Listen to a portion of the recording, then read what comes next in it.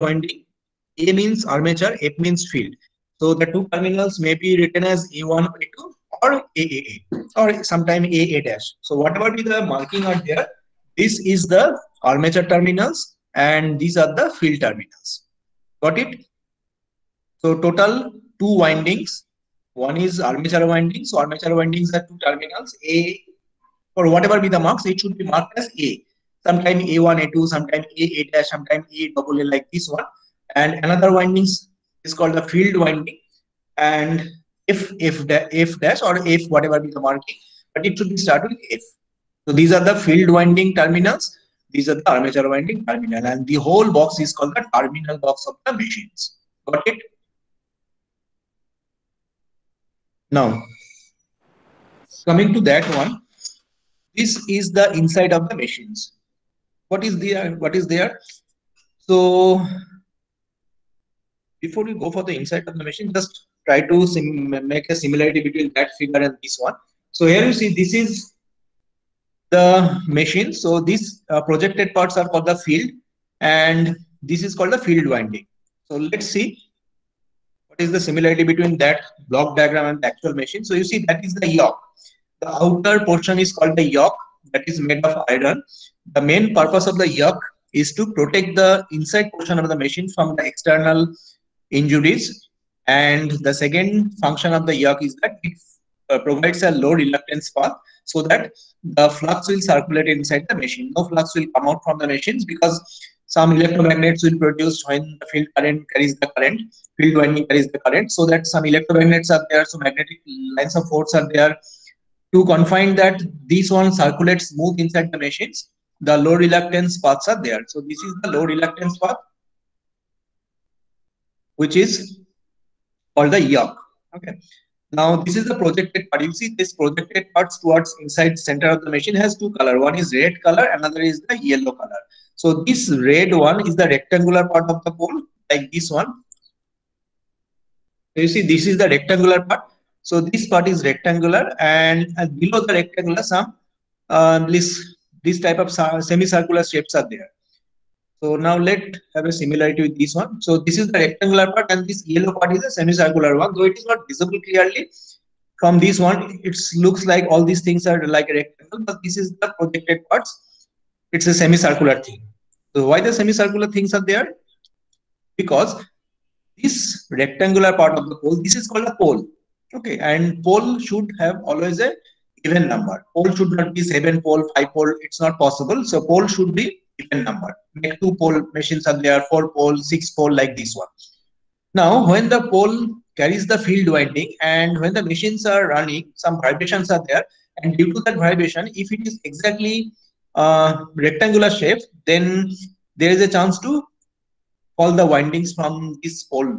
Okay, so that's why we make the shape like this one, so that this portion is bigger compared to that one. So whatever be the vibrations are there, the winding should not fall. Okay, widening should not come from the pole, come out from the pole. So this is the pole. Now on the top of the pole, the windings are there. You see, this portion is nothing but the summation of so many wires. So this is called the field winding. So this is obviously cut section. That's why the field windings are cut from this chapter. But this field winding should circulate the pole.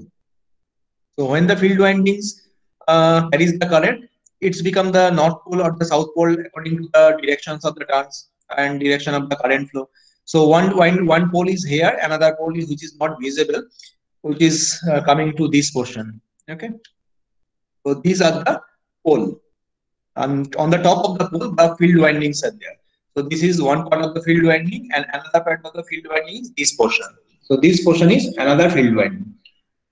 So when the field carries the current, when you supply the field, then between the field, the magnetic flux produced, and on the magnetic flux, these current carrying conductors are there. So this is called the armature of the machine. Rather, we see the armature in this figure. So this is called the armature of the machine. So you see, what are the things carries the armature? Armature carries one pole. So these are the armature, and this core is actually some groups are there, and inside the group some wires are there.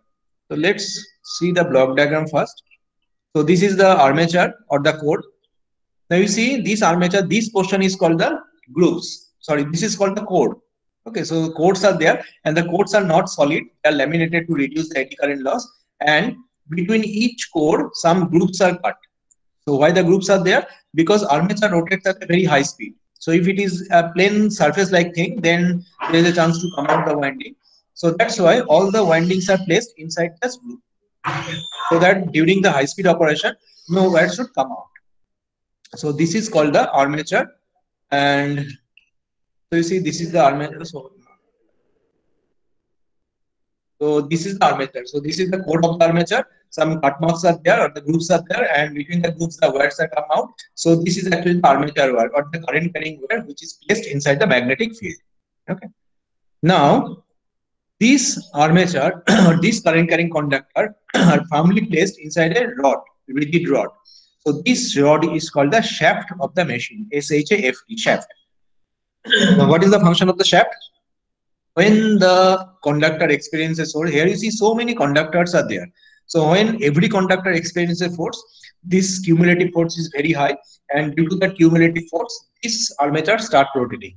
As the armature is firmly fixed at the shaft, so shaft is also rotating. So we can connect some mechanical load according to our requirement in the shaft. So that's why the shafts are there. So this is for the mechanical load connection. Or from the outside, you see something is rotating inside a machine. So this is nothing called the shaft. Okay. Now this thing is need to be support at the machines, and to reduce the friction loss, some good quality bearings are there. So here this is one of the bearings in that side, in the left side, and this is the one of the bearings placed at the right side. So these are the bearings which is used to reduce the friction loss, and some plastic fans are there. So the function of the fans is there during the prolonged operation, as the armature carries a very high amount of current compared to the field. So that's why it is heated up. To dissipate the heat in the atmosphere, some fans are there. So when the armature is rotating, the fans is also rotating, and the heats are dissipated from inside the machine to the outside environment. Okay. Now coming to that one, what is this? So this is a circular shape, and so many sections are there. Okay. This thing is also present here. So these things are also present here. So this is the armature. This is the armature. This is the armature conductor. This is a metal fan. This is supported with a ball bearings, and this is the shaft of the machine. So everything is same as the previous figure. But what is this one? This is a circular shape, and so many sections are there. Okay, so you see, so this is a circular shape, and how many sections are there? What is the name of that particular device? So this is called the commutator. What is the meaning of that commutator? So to understand the operation of the commutator, just look at this figure. So these are the armature. Okay. And in this armature, the armature windings are there. And this armature is nothing but a current carrying conductor which is placed inside the magnetic field, which is produced by the field system of the machine. Okay. So armature supposed to rotate.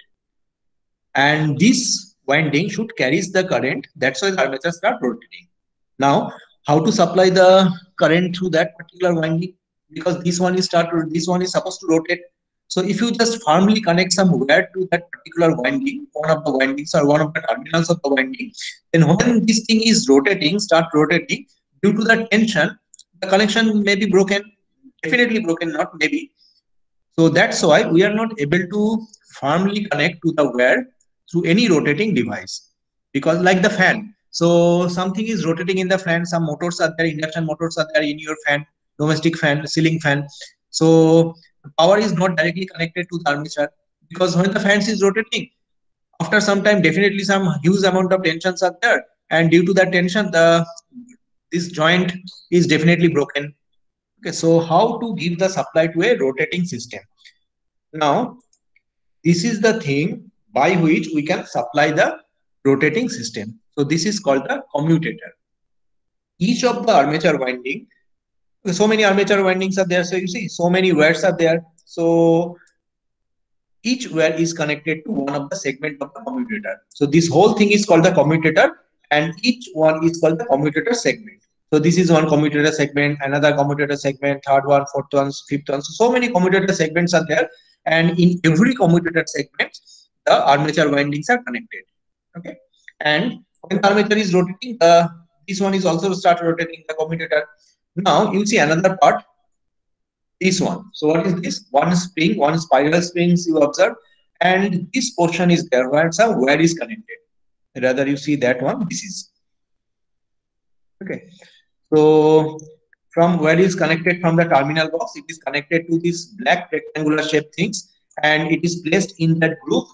And spring tensions are constantly there, so that this one constantly touches to the commutator. So this is called the brush, BRUSH. So this is the brush. What is the function of the brush? Through, and brush is made with the carbon. So that means this is a electrical conductor. So when we supply these things through the brush, brush is constantly touches to the commutator segment. So that at a particular time, say this brush is touches to that segment, and another brush is there in opposite side of the machine which is not visible. So that means suppose the positive current is flowing through this brush, so it is coming to that commutator segment which is connected to the armature winding. So current is circulating, and in the opposite side brush, the negative terminals are connected. So that when you give the supply through the brush as always touches to the this commutator segment, one of the commutator segment. So that means current is passes to the armature winding and it is flowing back to the another brush. In this way, we can give the supply to the rotating field, or sorry, rotating device. So the help of using the commutator, it always ensures that the current is flowing in a particular direction, uniform direction through the armature. So that's why it is segmented. And in this process, we can give or take the supply from a rotating device through the help of commutator and the brush. Okay. So this part is very important. This is called the commutator. This one is called the armature winding. This one is called the armature winding. This is the armature core. The windings is not visible from, sorry, this is not a DC machine. This one. So this is the armature core, and inside the armature core, the armature windings are placed. Armature windings are connected to the commutator segment, and through the brush, we can give or take the supply from the armature. And this is the pole. On the around the pole, the field windings are there. When the field winding carries the current, some magnetic flux are produced between this portion and here the armature place, which is carries the current, so that it starts rotating. Okay, so this is the basic principle of the DC motor. Got it? বোঝা গেছে? Yes, sir. So when you start the DC motor in the next day, then it will be very much clear again. But this is just a demonstration how the DC motor looks like and just identification of the various parts used in the DC machines. So in the exam time, I may ask you that what is the name of that part? So this is the armature core. Okay. What is this one? So this is nothing but the armature conductor. What is that part? So this is the shaft. What is this one? This is the bearing for supporting the armature as it is rotating. So we cannot just put any of the support. So to reduce the friction, some good quality ball bearing should be there. And this is the fans, which radiates the inside heat of the machine to the atmosphere. Okay. What is this portion? This is the outer protective cover or the yoke. What is this one? This is the pole, and this is the field windings. Okay. This is called the pole shoe. This is the commutator. This is the brush, and that is the terminal box of the DC machine, and this is the nameplate of the DC machine. So that is all about the DC machine parts identification. Coming to the another one. So this is the figure. This figure is exactly same. Now coming to the induction motor, this is the induction motor. Now what is called the induction motor? Induction motor means here mainly two things are there. One is called stator, another is called the rotor. It is written here. Like any other electrical motor, induction motor also have two main parts, namely rotor and the stator. Now as the name suggests, stator, it's a static device. Okay. It's not rotates, it's a static device inside an induction motor, and this is the rotor. So rotor means it's a rotating device. It carries the shaft, same as the armature, but the armature is used only in the case of DC machines, but in case of other AC machines, it is called rotor. So it carries the conductor, it carries the winding, and this is firmly placed at the shaft. So when the rotor starts rotating, then the shaft is also start rotating. So this is called the rotor. So two main parts are there. One is called the stator, one is called the rotor. Now, how these things works? So when we supply the three-phase supply at the stator, so you see this is the stator frame. So here you see only the frame is there, or this is the yoke. This is called the stator frame. Then this is the stator core. So you see the difference between that figure and that figure is that this inside black portion is not here. So this is only the frame. Then we need to create the stator core. So stator cores are laminated. So many these type of segments are there, and using that one we can construct the stator core. After that, the stator windings are there. Okay. Same as the field. First the core and then the windings. The codes are looks like in this way because in this group so many groups are there. So you need so many cut marks are there. It is not a full circular thing. So it means inside this one is not full circular thing. So many cut marks, so many groups are there. So on that groups the windings are placed so that during the high speed operation or during the vibration, no chances the wire should come out from the core. And these are the terminal box. So, and this is the rotor. There are two types of rotors is there. One is called the squirrel cage rotor, another is called the sibling rotor. So in that particular observation, you doesn't need to know what is called the squirrel cage, what is called the slip ring. When you start the theory classes, then we definitely understand what is the meaning of that squirrel cage and slip ring motor. Okay, so this is the rotor. Rotor is placed inside that one to bring it. This is the figure of the squirrel cage machine, and this is the figure of the slip ring machine. Okay. Now let's see the actual figure of that one. So this is the actual figure. Okay, this is the nameplate of the induction machine, three-phase induction machine. So that's why you see instead of three terminals are there. One is red, yellow, blue. So RYB or ABC three-phase. So from this one, three-phase supply need to be given at stator. Similarly, three-phase supply need to be given at the rotor also. Now, how the machine works? So you see that part is similar to the means that one up to this part. Sorry,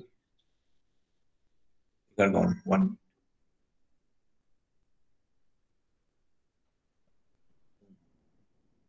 So you see up to this part it's similar to a DC machines. Only the commutator is absent here, and except the commutator that rings are there. So first you need to understand the operation of the induction machine. When you supply the three-phase supply at the stator, then what happens? This is the stator. This is the core. This is the stator core, and this is the stator winding, and this is the rotor, and these are the rotor windings. Rotor windings are closed. Okay, some wires are short circuited like this one. So when the stator carries the current, when the stator winding carries the current, then some voltage is induced by the induction to the rotor. Okay, because they are very close together, so AC current is flowing to the stator. So obviously some AC flux will be there, and due to induction, some voltage is induced here to the rotor. Now, as the rotor windings are closed, so that means if the voltage is induced across the rotor, the current start flowing. Now the things are same to the DC motor. One magnetic field are there. So inside the magnetic field, some current carrying conductors are placed. So what will be the current carrying conductor do? It start rotating. It will experience a force and it start rotating. So this is the basic principle of the induction motor. We need to give the supply to the stator, and this will induce some voltage across the rotor. As the rotor carries the current, then it start moving. Okay. So this is the function of the induction motor, working principle of the induction motor. This portion is called the shaft. This is the fan, and this is the rings are there. So why some rings are placed? You see the bearing. These are the bearings for supporting the whole rotor to the frame. This is the yoke or the external part of the motor. Now, why some rings are there? The rings are placed at the rotor to change the speed of the machines. Okay, because these induction machines are widely used in all the industries, and these things are also present in your home, where every home the induction machines is there. So in your home, among the domestic appliances, where is the use of the induction machine? Anybody?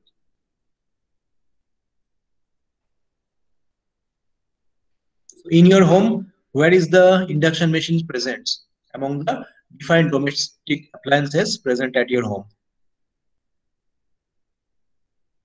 Where it is present? Is it present inside your mobile? Chandramouli, হ্যাঁ sir বলুন। ঘুমিয়ে পড়েছিলে নাকি? হ্যাঁ ঘুমিয়ে পড়েছিলে নাকি? না sir, ঘুমিয়ে So কোথায় কেন পড়বো? inside your mobile is there an induction machine? Yes sir, Yes, মনে sir. হয় So, আছে। মনে হয় স্যার, বলেছি, শিওর না। so the size of the induction machine is very high, so it should not be present inside your mobile phone. Sir So আমি তো single মনে হয় so single phase induction machine is present in every ceiling fan or the fan used in your home. Whatever be the fans are there, it may be ceiling fan, it may be exhaust fan, but whatever be the fans we using in our home, except the USB fan. Okay, all the electrical fans have the single phase induction machines at means as a rotating parts of the machines or rotating parts of the fan.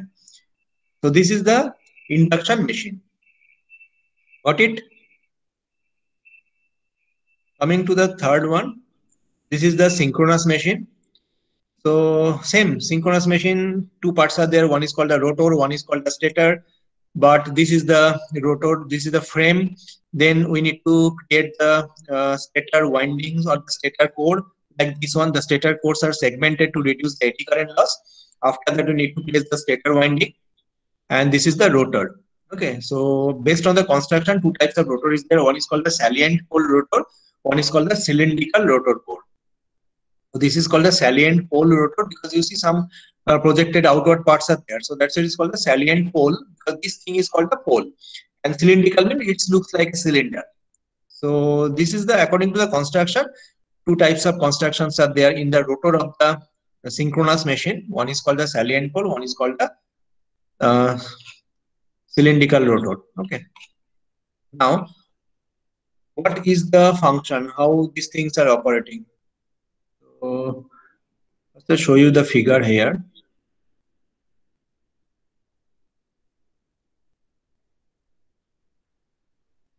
So you see, this is the induction motor. Okay, this is the single phase induction machine. Here, we need to give the supply only to the stator. The difference among the other machines are that in case of DC machine, we need to supply both armature and the field. In case of induction machine, we need to supply. In case of induction machine, we need to supply both the stator and the rotor. But only in the synchronous machine, we need to supply at the stator only. No supplies are given at the rotor. So rotor is not electrically connected with anywhere. So how the rotor rotates? Okay. The answer is that. Okay, so first we identify all these things. This is the rotor core. Inside the rotor core, the windings are placed. This is the pole or the stator core. You may say it is the stator core, and these are the stator windings.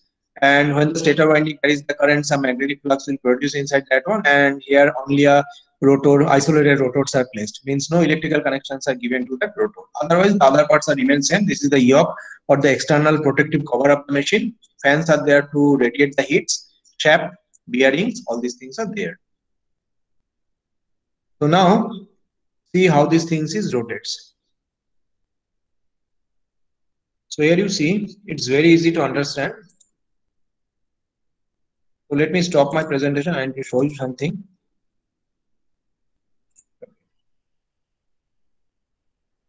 So how the induction motor works, sorry, how the synchronous motor works. Say this one, suppose this one, say this is the rotor. Okay. Now if this is the rotor which is not electrically connected anywhere, the wires are there, the windings are there, but the windings are short circuited. Okay, and no electrical connection is given to the rotor. The rotors are placed, the rotor is placed inside the stator. Stator is connected to a three-phase supply. So when the stator is connected to the three-phase supply, some rotating magnetic fields are there. Now what is called the rotating magnetic field?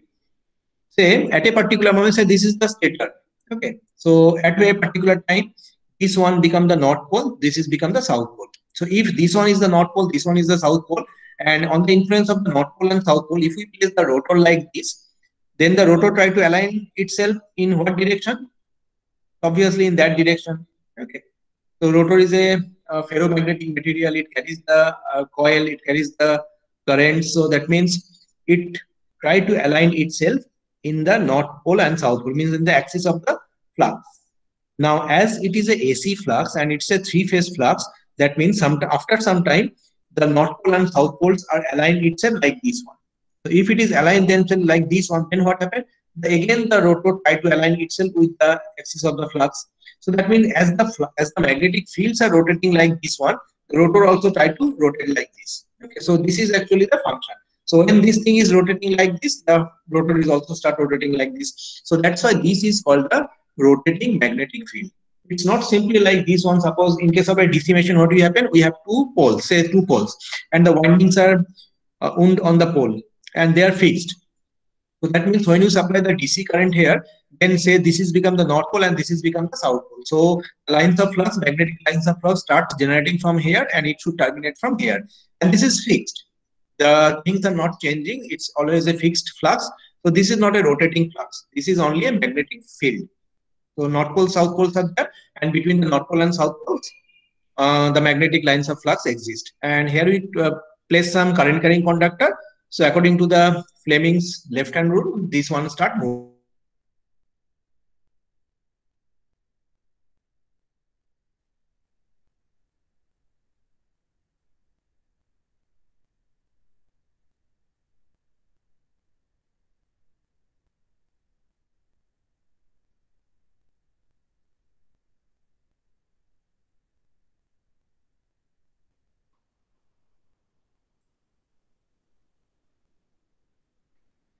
So sorry, now it was disconnected. Now I reconnect that one. So are you able to listen? Hope so. Yes, sir. So Yes, sir. in case of the synchronous, in case of the synchronous machine, the magnetic fields are rotating at a synchronous speed. And the formula for the synchronous speed is that 120 F by P. 120 constant quantity, F means it's a frequency of excitation, and P means the number of poles. So based on this one, this magnetic force is rotating. And if the magnetic fields are rotating like this one, so if we placed a ferromagnetic material like a rotor inside this one, then this thing is also rotating. So this is the principle for the synchronous machine. So just look here. This is the synchronous machine. Means here you see no supplies are given to that particular rotor of the synchronous machine. The rotor may be salient pole machine. The salient pole may be cylindrical, but no supplies are given. It is just placed inside this one. So when you supply the stator by three-phase supply, then some rotating magnetic fields are produced, and inside the rotating magnetic field, if we place that rotor, then the rotor also start moving. So this is the function of the synchronous motor. So why the name synchronous? Because the rotor always try to synchronize itself with the axis of the rotating magnetic field. Okay. So that's why the name synchronous motor. Why the name induction motor?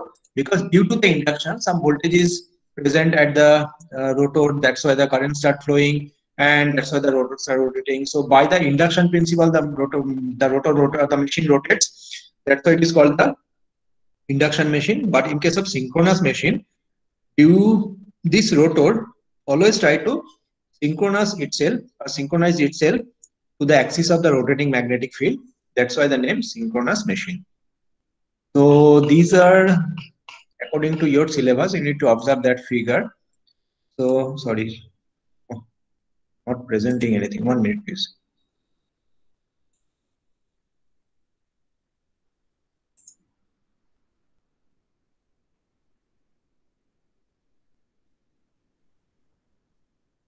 Now you see, this is the figure of a core. This is actually the DC machine. So DC machine, this is means the core, or the sorry, this is not the core, this is the pole.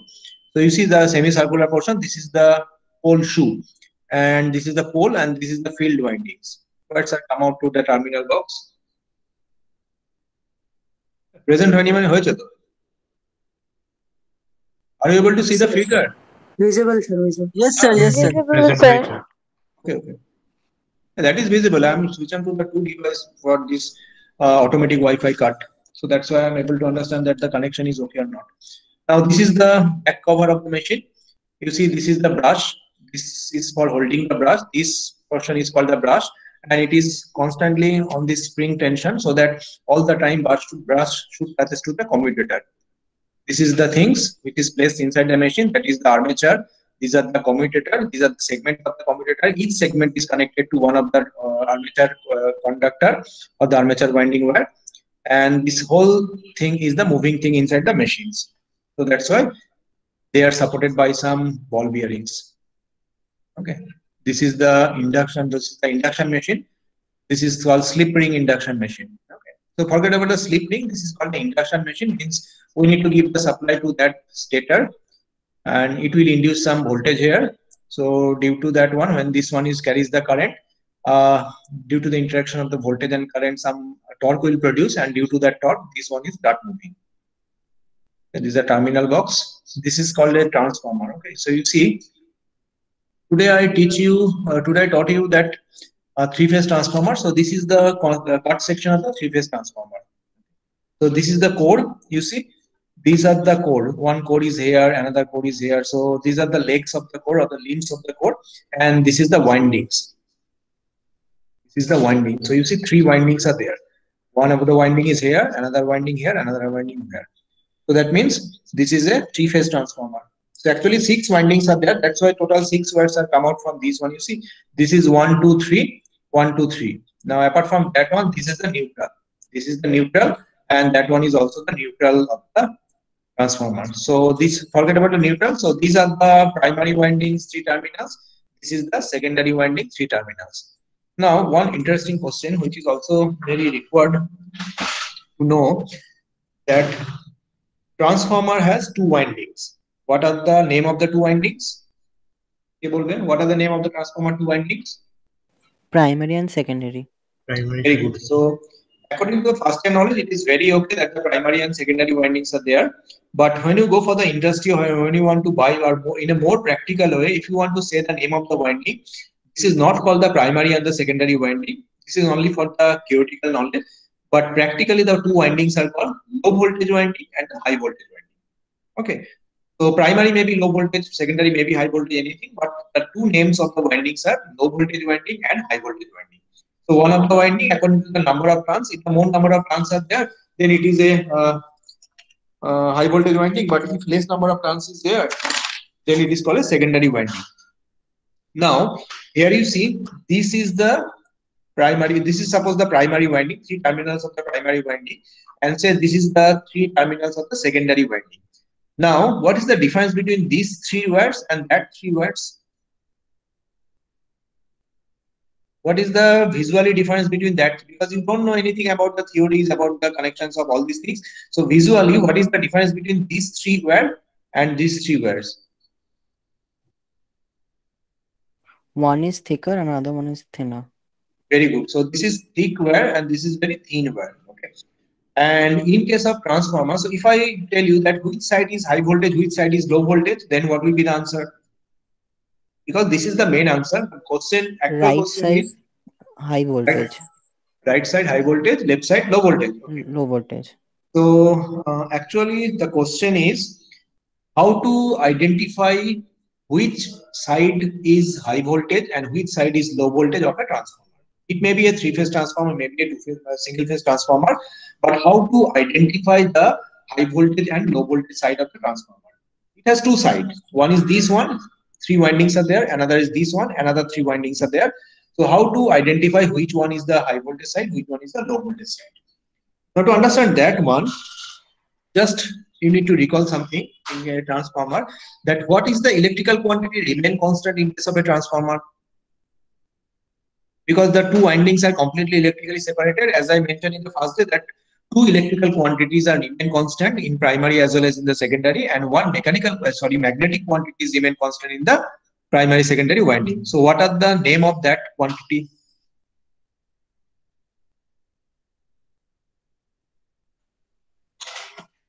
What are the electrical quantity which remain constant in case of the primary and secondary windings of the transformer? Anybody? Transformer is over in the theory classes, and I am asking you a very basic question. What are the quantity which remain constant in primary as well as in the secondary winding?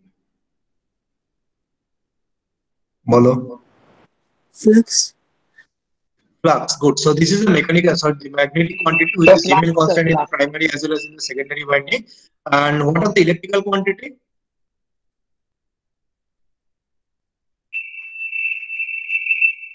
So current. Current is not remain constant. We have a transformer, say we have a single phase transformer, we supply the transformer, we get the supply from the secondary of the transformer also.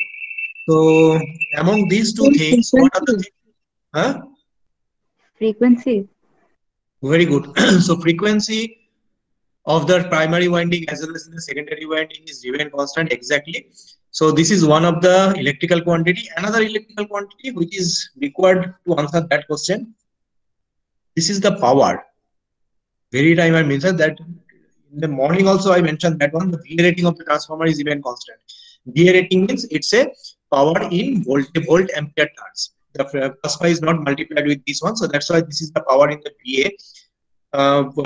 Voltage in the primary and the current through the primary. What is the multiplication of that two things? It's same as the secondary voltage and secondary current. So power is remain constant in the transformer two winding. If the power is remain constant in one of the side, if the current increases, then the voltage of that side should be power is remain constant. Power is in that So case, power is decreases. yes, power is the multiplication of voltage and current. So keep the power constant. If the current increases in one of the side, then the voltage should decrease. Okay. Otherwise, if the current increase, voltage increase, then power is not remain constant. So that means in any of the side, if the power, if the current is increases or the voltage is increases, then the other quantity should decrease. Now here you see, just look at the wire. Here we use a very thick wire. As the wire size is more, wire diameter is more compared to that side. So that means this wire should carries more amount of current. Why you use the thick wire?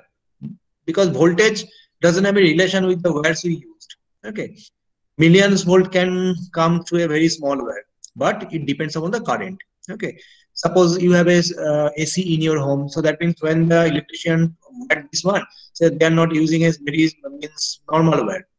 Minimum 2.5 wire is required for building the installation of the AC connection. So that means the size of the wires is dependent upon the current only, current carrying capacity of the wires only. So this wire carries more amount of current compared to this wire. These are the thin wire, so that means they should carry low amount of current compared to that one. But as the size of the wire is high, so the current carrying capacity of this wire is also very high compared to the other one. Now, if the current of that side is high, so what about the voltage of that side? Voltage is low.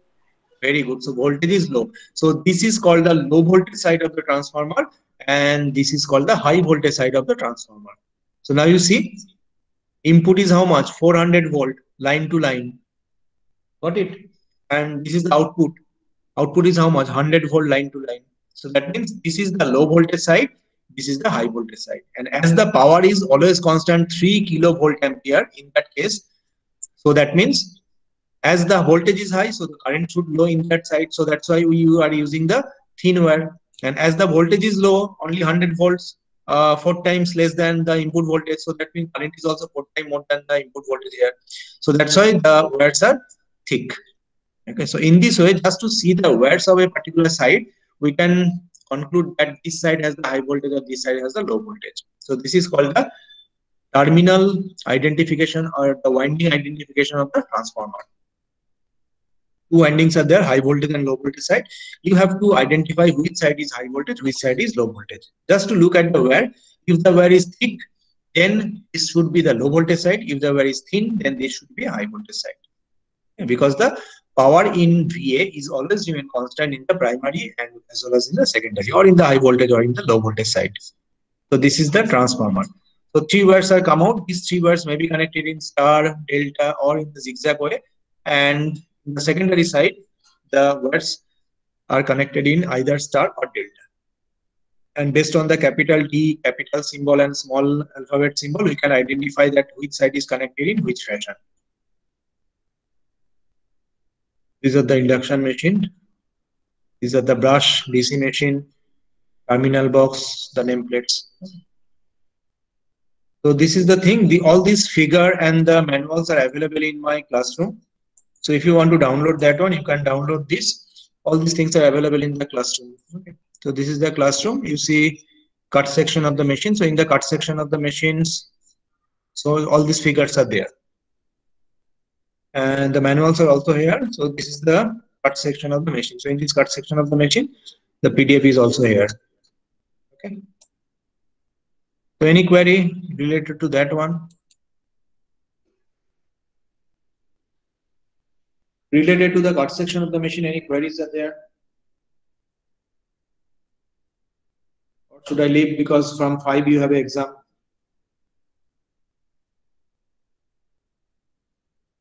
Has I got a query?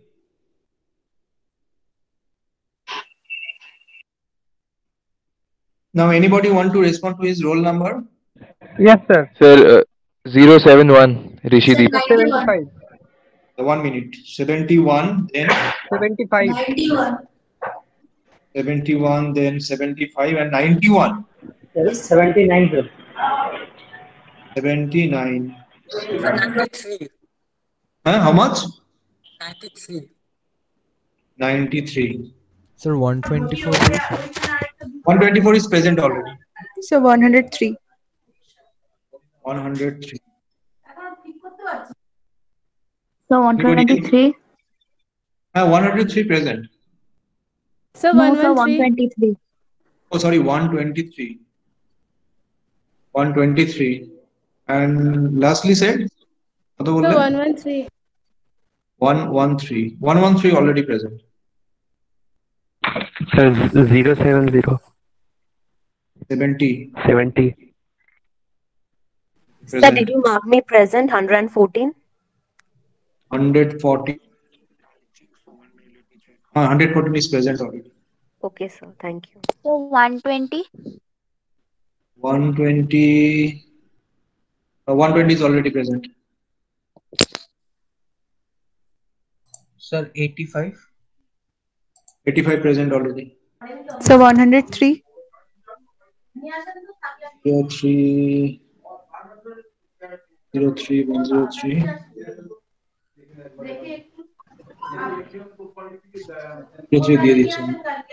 Yeah, 103 is present. 64 present আছে? সবাই আছে 64 present আছে। চলো তাহলে maximum present আছে। চলো, so best of luck for the exam. Give the exam and it will open from 5 to 6. Okay. তাহলে কারো কোনো query নেই তো? So can I leave? So 111. 111.